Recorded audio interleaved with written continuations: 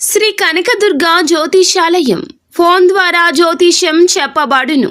కుటుంబ సమస్యలు, వ్యాపార సమస్యలు, భార్యాభర్తల సమస్యలు, ఆరోగ్య సమస్యలు, సంతాన సమస్యలు, కోర్టు సమస్యలు, ఇలా మీరు ఎన్నో సమస్యలతో బాధపడుతున్నారా? ఒక్కసారి మా గురువు గారిని సంప్రదించండి. గురూజీ శివశక్తిరాజు. Phone number 9764639967.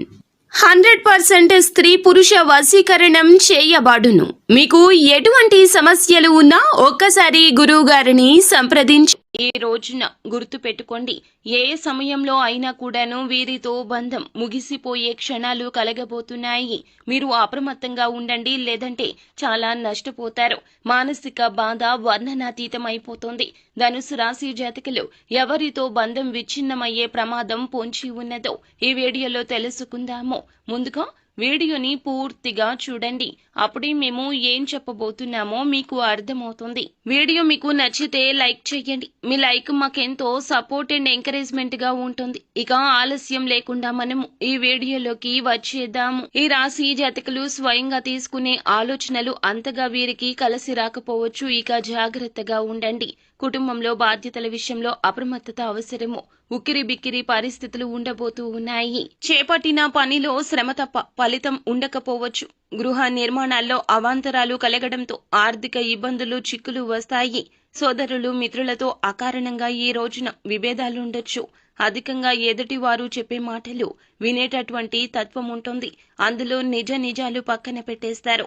విన్నదాన్ని ముందుగా భుజానికి ఎత్తుకుంటారు. అందువల్ల కాస్త చిక్కుల్లో కూరుకుపోబోతున్నారు.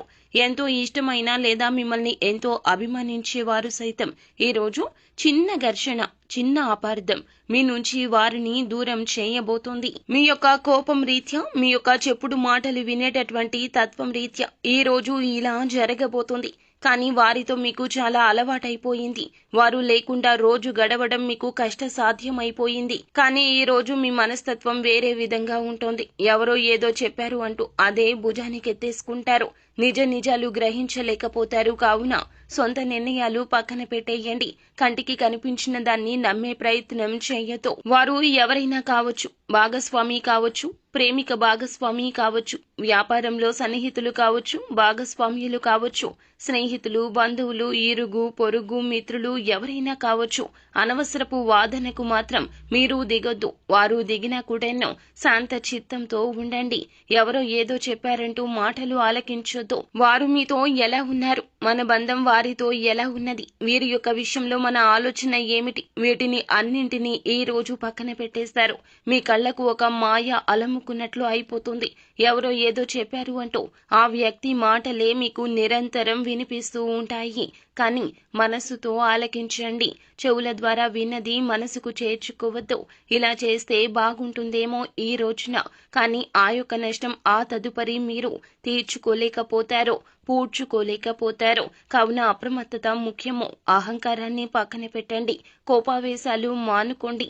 బంధాన్ని కలుపుకొని ముందుకు సాగాలంటే ఒక అడుగు వెనక్కి వేస్తే తప్పే లేదు. మాటలు పడ్డా తప్పే లేదు. కానీ ఎదుటి వారు మంచివారు అయితే గనక ఈ నియమాన్ని తప్పక అవలంబించండి. అయితే వ్యాపారంలో కూడా ఈ రోజున కాస్తంత అంచనాలు తప్పవచ్చును. పెట్టుబడి పెట్టే విషయంలో అప్రమత్తంగా ఉండండి. మానసికంగా ఉన్న ఇబ్బందులు మీ యొక్క వృత్తి రంగంలో కూడా ఈ రోజున చాలా వరకు కూడాను అద్దంలాగా నిలుస్తాయని చెప్పుకోవచ్చు. ఎన్ని ఇబ్బందులు, చికాకులు పడినా ఈ రోజున మనసుకే తీసుకుంటారు. ఉద్యోగంలో అదనపు బాధ్యతలతో సతమతం కావచ్చు.